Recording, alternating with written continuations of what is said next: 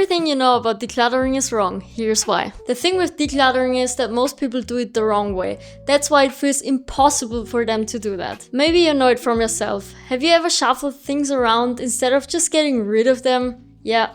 Same for me. The biggest problem about decluttering is that it isn't one size fits all. The way you declutter really has to match the way you think. So there isn't one specific method which is gonna fit everyone. So if you want to find the right method for you, you clicked on the right video. Because we've found 5 decluttering types, and once you find yours, it gets way easier. Trust me on that one. So let's just get right into it and find out your decluttering type. And by the way, I'm Mina. Hi. And I'm Rez, let's go! So the first type of person that absolutely needs decluttering is the stuff magnet. So if you ever felt like your stuff is multiplying on its own, you're probably a stuff magnet.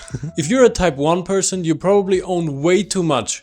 And you have no clue where all this stuff is even coming from. And additionally to that, you don't know where to start to declutter it. The main struggle of these type 1 people is mostly that they are absolutely overwhelmed by their own mess. So they avoid decluttering and the cycle starts all over again. Getting stuff, having too much stuff, not decluttering because you have too much stuff, and going on and on and on. So if you see yourself as one of those people, here are some easy fixes for you. The first one is the one spot rule. So you pick one spot of your living area and just clean up this one single spot. And if you're like very happy with the result, you can go on with the next one, but don't overwhelm yourself. Do one area each day. If you're having struggle defining this one spot every day, you can use a different method. I call it the 10-minute attack. So you take 10 minutes of your day and do it every day. And you set a timer for 10 minutes, start decluttering and don't stop until the timer rings. And a really good tip is to take before and after pictures, because this keeps the motivation high. It's kind of like watching a decluttering video, but you do it on your own. This works because you have visual proof of your work. It gives you a quick dopamine hit and then you feel ready to tackle the next area. If you're still not sure if you're this type of person, here are some questions so you can check yourself. Do you often find yourself asking where all of this stuff is coming from? Does it just appear out of nowhere? Do you feel paralyzed just thinking about having to declutter all of your stuff? Or have you ever started cleaning and then just felt so overwhelmed that you gave up? But what if your problem is not having too much stuff, but actually overthinking? Type 2 is the Perfectionist Procrastinator. Have you ever spent more time thinking about decluttering than actually doing it? I'm the guilty one. I think that's the type for me. So the struggle here is probably similar to other situations in those people's life. So type 2 people feel paralyzed of the idea of making the wrong decision. So they avoid decluttering after all. So here are the best solutions for these type of people. The 2-second rule. Don't hesitate for longer than 2 seconds. Just listen to your gut and make a decision right away. Next up, we have the 3-box method. This is actually the one I like the most. You just get 3 boxes and divide your things into whether you want to keep them, donate them, or trash them. Next up, we have the 80% rule.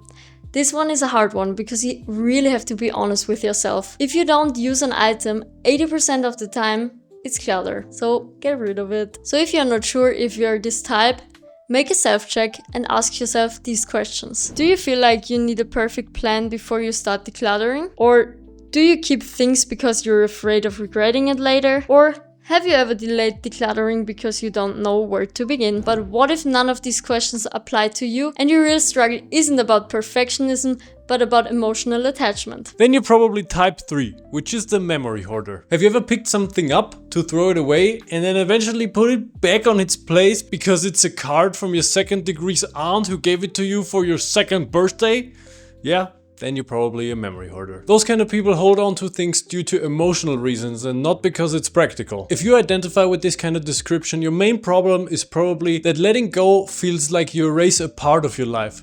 But trust me, you had your 2nd birthday, your aunt loves you, and it probably was amazing. So throw that card away. So let me explain to you how you can most easily erase this clutter from your life. Don't get me wrong, having stuff is not the problem. You can keep your most valuable memories in a box. But only one single box, okay? If you still feel like you cannot let go of something, just take a picture of it so it can live on in your phone. By the way, it also lives on in your memory, but if that's not enough, just take a picture of it. In this particular case, the famous KonMari method is also very effective. You just take an item and ask yourself, does this actually really spark joy inside of me? If the answer is yes, you can keep it. If not, So now if you don't know if this is absolutely you, let me ask you some questions to make it easier. Do you struggle to get rid of your stuff? Not because of what it is, but because of what it represents? Do you keep gifts or souvenirs even though you never use them or don't even like them? Does getting rid of stuff make you feel guilty or even sad? But what if all of this clutter has no emotional value to you at all and it's really just a time problem? Then you're probably type 4, and type 4 is for the busy bees. Have you ever told yourself, I will declutter when I have time, but this time never came or never will come? So type 4 people are the ones who want a clean space but are too busy to make it happen. Decluttering for them feels like a huge task they never have time for. So here's the fix for you busy bees out there. Try micro decluttering.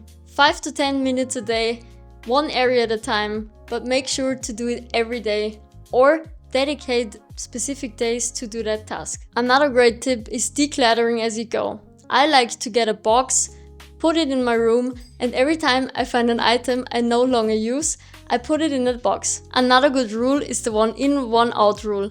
So every time you get an item, an old one has to go.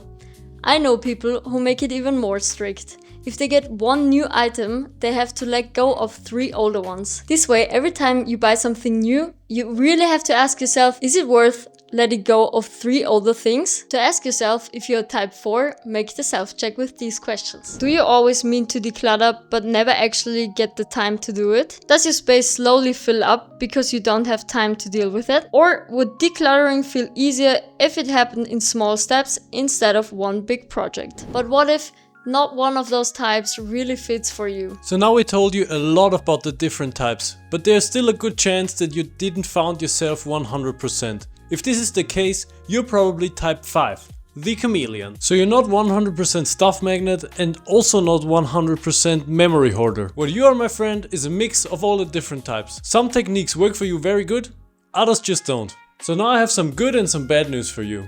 The bad news is that you really have to test for yourself what works and what doesn't. The good news is that you have all the opportunities there are. You can try this, the next day you can try this. There are really no boundaries for you. So how can you easily declutter? Correct, you have to pick and choose your methods. So try all the different methods they are and choose for yourself which is the best one for you. Another tip to make it easier for you is the zone-based decluttering. So not every method is perfect for every spot. Maybe the one method is perfect for you in the kitchen, and the other method is better for you in the bathroom. So you really have to try it out and check what's the best for each area. And the last tip I can give you is to set your own decluttering rules that are tailored to your personality. You just have to try it out, see what feels right, and then go with it. So if you are this type of person, I'm pretty sure you already know it. But still, to be completely sure, here are some questions for you. Have you felt throughout this whole video like no single method fully works for you? Do you often find yourself decluttering one way and then switching to a different approach? Have you already noticed that using different strategies for different types of clutter work better? We really hope this video was helpful for you in any kind of way, and maybe now you've found the answer why decluttering was always such a struggle for you. So thank you so much for watching. Make sure to leave us in the comments which type of decluttering you are, and leave us a like and a follow, and see you in the next one. Bye bye. Bye!